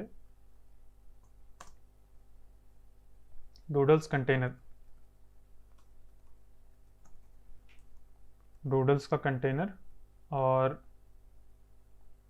यहाँ पे आके हम इसको स्टाइल दे देंगे, क्या देना है, टेक्स्ट अलाइन लेफ्ट। अगर हम ये कर देते हैं, लेफ्ट नहीं राइट, टेक्स्ट अलाइन राइट, अगर हम ये कर देंगे तो इस साइड आ जाएगा ये, और बड़े ही आराम से ऑटोमेटिकली ये इस साइड आ गया है। और हम अगर छोटा कर रहे हैं तो भी मतलब कोई दिक्कत नहीं, एकदम रिस्पॉन्सिव बन गया। और ये अभी ये पूरे साइड चिपका रहेगा। तो अगर इमेजेस को लेफ्ट राइट करना होता है तो हम उसको एक डिव में रख देंगे। इवन सेंटर भी हम कर सकते हैं, टेक्स्ट लाइन अगर सेंटर यहाँ पे कर दें तो भी ये हो जाएगा, ये सेंटर में हो गया। और ये टेक्स्ट लाइन से भी इमेजेस हो सकती हैं, नहीं तो हम चाहें तो डिस्प्ले फ्लेक्स, और डिस्प्ले फ्लेक्स हो गया। और फिर जस्टिफाई कंटेंट फ्लेक्स एंड ये कर देंगे तो इस साइड आ जाएगा। ये है दूसरा तरीका, मतलब फ्लेक्स का यूज़ करके, फ्लेक्स का यूज़ करके कर सकते हैं, ये भी सही है। लेकिन एक चीज़ अगर हम ध्यान से देखें तो ये एकदम से नीचे नहीं है। यहाँ पे अगर हम देखें तो एकदम, अच्छा यहाँ पे एकदम नीचे इस तरह से है, इस तरह से एकदम नीचे, मतलब उस वहाँ पे नहीं है। अगर हमारा सर्च मेन्यू आ जाए यहाँ पे, तो सर्च मेन्यू तो किसी को ढकेल भी नहीं रहा है, ठीक है। और यहाँ पे अगर हम देखें तो एकदम से नीचे यहाँ पे इस पे टच हुआ है और इस साइड से इतना दूर है, तो यहाँ पे एकदम से नीचे नहीं है। अगर हमारा पेज थोड़ा बड़ा होता तो कुछ इस तरह से दिखता, ये ऊपर है। तो अगर हमें इसको एकदम से नीचे अगर टच करवाना है तो और हम अगर चाहते हैं कि पूरे टाइम ये नीचे ही टच रहे, तो हमें ये इस तरह से नहीं प्लेस करवाना होगा, फ्लेक्स का यूज़ करके इधर नहीं करना है। तो हमें क्या करना है उस केस में, यहाँ पे इसको निकाल दो और डूडल शेप्स ही रहने दो, उसी से काम चल जाएगा हमारा, केवल इमेज टैग से ही। और हम इसको पोजीशन एब्सोल्यूट कर देंगे, और पोजीशन एब्सोल्यूट भी नहीं, पोजीशन फिक्स कर दो, पोजीशन फिक्स्ड। एब्सोल्यूट भी कर सकते हैं, एब्सोल्यूट भी काम करेगा, लेकिन फिक्स ज़्यादा सही है। स्क्रॉल अगर करेंगे तब भी वो कोने में फिक्स ही रहेगा, पोजीशन फिक्स्ड। और यहाँ पे राइट 32 पिक्सल कर देते हैं, या और भी कर सकते हैं, 40 पिक्सल कर सकते हैं। और बॉटम 0, तो हमेशा ये बॉटम से टच रहेगा और राइट से इतना दूर रहेगा। अगर हमारे पेज पे कितना भी कंटेंट आ जाए, अगर मैं आपको लिख के यहाँ पे दिखा दूँ, यहाँ पे अगर अपने पेज पे मैं कई सारे पी टैग्स लगा देता हूँ, जिसके अंदर लॉरेम ढेर सारा लिख देता हूँ, और इसको मैं सारे पी टैग्स को डुप्लीकेट मैंने कर दिया, तो बहुत सारे पी टैग्स आ गए और ये स्क्रॉल हो रहा है, लेकिन ये जो हमारा है ये इधर रुका ही रहेगा। तो अगर हमें ऐसा चाहिए तो हम ऐसा कर सकते हैं, ये पोजीशन फिक्स्ड के हिसाब से है, तो ठीक है। और मैं इसको कंट्रोल Z कर देता हूँ, और पोजीशन फिक्स्ड ही इस केस में सही है, मुझे लगता है ये हमेशा कोने में ही रहेगा। और हालांकि जो गूगल का होम पेज है उस पर कभी भी इस तरह से अगर हम कुछ भी सर्च करेंगे तो इसका पेज ही चेंज हो जाएगा, वो चीज़ एकदम से चला ही जाएगा, और सर्च बार यहाँ पे रहेगा, तो वो मतलब चेंज हो जाता है एकदम से पेज ही। तो ये कहाँ गया, तो ये बना लिया हमने यहाँ पे, और बहुत सही यार, एकदम गूगल जैसा लग रहा है। ये देखो यहाँ पे अगर मैं होम पेज पे जाऊँ, यहाँ पे जैसे मैं क्लिक करता हूँ, ये देखो सारे सेशंस आ रहे हैं। और चाहे तो अब आपका ये टास्क है, आपको ये बटन देना है, ये दोनों। चलो ये आपका होमवर्क है, मैंने यहाँ तक बनवा दिया है। और आपको यहाँ पे आइकन लगाना है, आइकन मैंने नहीं लगवाया है, या आइकन लगवा दूँ मैं। यहाँ पे आइकन यहाँ से आपको एक्सपोर्ट करना है, वैसे ही ऑलरेडी हमने एक्सपोर्ट कर लिया है। और यहाँ पे सर्च का आइकन लगा देना है, ये आप कर लेना, या मैं करवा दूँ। चलो मैं करवा देता हूँ जितना फिग्मा में है, नहीं तो आप चाहें तो वीडियो पॉज करके आप कर सकते हैं। यहाँ पे हम आइकन दे देंगे वो वाला, और ये सारे पी टैग को पी टैग ठीक है, कोई बात नहीं। यहाँ पे आइकन ले लेते हैं, सर्च आइकन ऊपर था वही वाला हम कॉपी कर लेते हैं, ये पूरा यहाँ पे रख दिया। और इस टेक्स्ट को ऐसे हवा में भी रख सकते हैं, चाहे तो एक स्पैन टैग में भी डाल सकते हैं। तो ये सर्च आइकन यहाँ पे आ गया। अभी ये पी टैग जो है, सारे पी टैग्स को मैं हटा देता हूँ, बस एक ही पी टैग रखते हैं। चलो यहाँ पे मैं एक बार फॉर्मेट करता हूँ तो ये एरर दे रहा है, format document with HTML features, ये कर दिया मैंने, ठीक है। और ये यहाँ पे आ गया। अभी इसका अलाइनमेंट बहुत सही नहीं है, ये यहाँ से तो अलाइंड है लेकिन यहाँ पे अलाइन नहीं है, तो इसको थोड़ा सा हम वो दे देते हैं, ये जो हमारा P है इसको डिस्प्ले फ्लेक्स, कुछ भी अलाइन करना है आपको display flex align item centre, ये कर देंगे तो ये हो गया अलाइन, देखो एकदम सही से। और थोड़ा सा गैप दे देंगे, गैप 8 पिक्सल,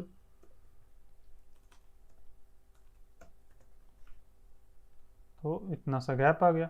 अगर हमें यहाँ तक का गैप चाहिए तो हम थोड़ा और गैप बढ़ा सकते हैं, शायद 16 पिक्सल है वो, हाँ 16 पिक्सल्स का गैप हो गया, सही है, मस्त। और यहाँ पे अगर हम देखें अपने फिग्मा के अंदर तो अलग अलग चीज़ें हैं, हम अलग अलग चीज़ें यहाँ पे रख सकते हैं। अभी मैं इसको डुप्लिकेट कर देता हूँ और इसको मैं खाली करके कई सारे पी टैग्स यहाँ पे रख देता हूँ। और एकदम खाली ऐसे टेक्स्ट रखना मुझे बहुत पसंद नहीं है, तो मैं इसको एक स्पैन टैग में रख देता हूँ और यहाँ पे भी एक एम्प्टी स्पैन टैग रख देता हूँ। और जो मैंने वहाँ से कॉपी किया था ये चीज़ यहाँ पे डाल देते हैं, फिर 2 months,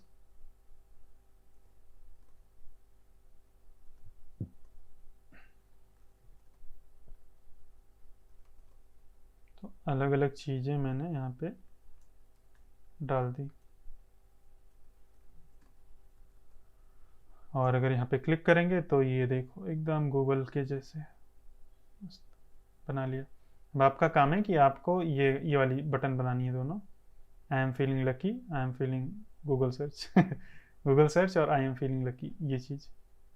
और अगर आप चाहें तो यहाँ पे डिलीट का बटन भी दे सकते हैं, ऐसा कुछ।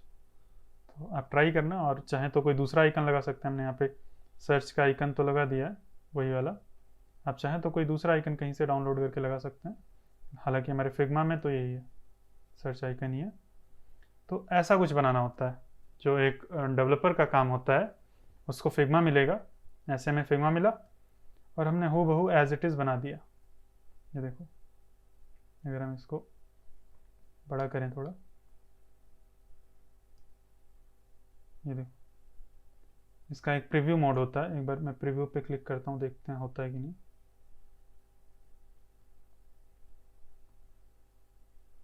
ये देखो लैपटॉप में कुछ ऐसा दिख रहा है, ये इसका प्रीव्यू है, पूरा मैकबुक है, यहाँ पे कटआउट लगा है। और हमारा अगर हम देखें तो हमारा भी ऐसे दिख रहा है, ये देखो मस्त बना दिया। अगर यहाँ पे क्लिक कर दे रहे हैं तो ये भी आ रहा है, सजेशन भी देखो मस्त है, सही है, बना दिया हमने और काफ़ी सही लग रहा है। तो आपको क्या करना है, अभी बन गया है, अब आपको जो मैंने बताया वो दोनों बटन्स लगा देनी है और फिर उसके बाद में इसको डिप्लॉय करना है नेटलीफाई पे। चलो मैं डिप्लॉय करके दिखाता हूँ। यहाँ पे रिवील इन फाइल एक्सप्लोरर, इस फोल्डर को मैं नेटलीफाई पे जाके डिप्लॉय कर दूंगा।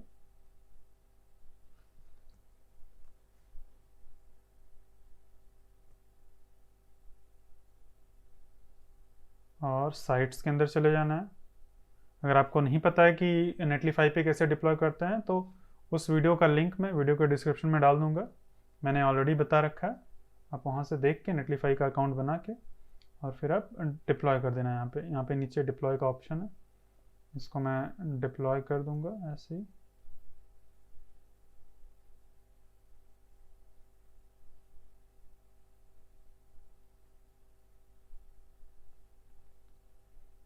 ये देखो डिप्लॉय हो गया और मैं यहाँ पे साइट कॉन्फ़िगरेशन में जाऊँगा और इसका चेंज करके नेम कुछ और कर दूँगा, मैं डूडल सर्च ये कर देता हूँ। और ये ऑलरेडी टेकन है, डूडल सर्च बार, यस मिल गया, ठीक है। बढ़िया है, मस्त बन गया हमारा सर्च बार, CSS ओनली और एकदम गूगल जैसे लग रहा है। अरे यार एक चीज़ तो मैं भूल गया, एक चीज़ मैं भूल गया, करता हूँ। क्या करते हैं, अभी मैं फिक्स करके फिर से डिप्लॉय करता हूँ इसको। ये मोबाइल में हमारे एकदम एजेस से टच हो रहा है, जो कि मैं नहीं चाहता हूँ टच हो। मैं चाहता हूँ कि थोड़ा सा गैप रहे यहाँ से। तो क्या कर देना है, बहुत ही सिंपल सा है। जो हमारा कंटेनर है इस पर हम पैडिंग डाल देंगे। कहाँ गया कंटेनर,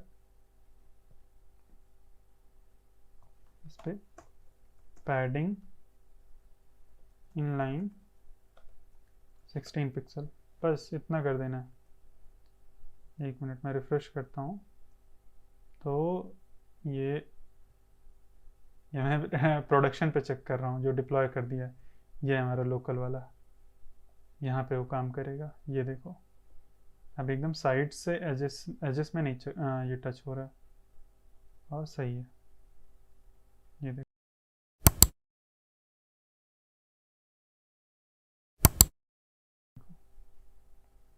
इतना छोटा फ़ोन, ज़्यादातर जो फ़ोन्स होते हैं इतने बड़े होते हैं और इतने में सही दिख रहा है, एकदम मस्त। बढ़िया है, हमने एकदम रिस्पॉन्सिव बना लिया है और सही है। आप इसको शेयर करना है ऐसे ही डिप्लॉय करके, अभी जैसे मैंने चेंज किया। और अगर इसको मुझे अपडेट करना है तो डिप्लॉयज़ वाले यहाँ पे सेक्शन में जाना है और यहाँ पे need to update your site ये करके, और इसको ड्रैग एंड ड्रॉप कर देना है यहाँ पे। तो हमारे यहाँ पे भी अपडेट हो जाएगा, कुछ सेकेंड्स का टाइम लगेगा और हो गया शायद। इसको मैं क्लोज करके अगर इधर रिफ्रेश करता हूँ तो ये देखो फिक्स हो गया, सही है। तो आपको भी ऐसे ही डिप्लॉय करना है और उसको शेयर करना है। आप लिंक्डइन पे शेयर करना और ट्विटर पे भी शेयर कर सकते हैं, और आप चाहें तो टेलीग्राम का ग्रुप है जो प्रोकोडर का, वहाँ पे भी शेयर कर सकते हैं। और कहीं भी अगर सोशल मीडिया पे आप शेयर करना तो प्रोकोडर को मेंशन करना, मेरा नाम मेंशन करना और बताना। और शेयर करना इसलिए ज़रूरी होता है कि आप जो भी मस्त चीज़ बनाएं, जो भी अच्छी चीज़ बनाते हैं, वो लोग को दिखे, वो लोग को पता चले कि आप कुछ बना रहे हैं। जब उन्हें पता चलेगा तभी आपको अपॉर्चुनिटी मिलेगी जॉब की या किसी भी चीज़ की। तो सही है, मैं उम्मीद करता हूँ आपको ये वीडियो अच्छी लगी होगी। और एक चीज़ आप कर सकते हैं, अगर आपको मीडिया क्वेरी पता है तो छोटा जो हम कर रहे हैं तो इसकी जो लेफ़्ट पोजीशन है, यहाँ पे हमने लेफ़्ट नहीं राइट, ये 32, यहाँ पे इसको कम करके 16 या ऐसा कुछ कर सकते हैं, ये ज़्यादा सही लगेगा, ऐसा कुछ ये, ठीक है। तो ये चीज़ आप कर सकते हैं। बाकी मैं उम्मीद करता हूँ आपको वीडियो अच्छी लगी होगी। मिलते हैं नेक्स्ट वीडियो में, तब तक के लिए बाय बाय।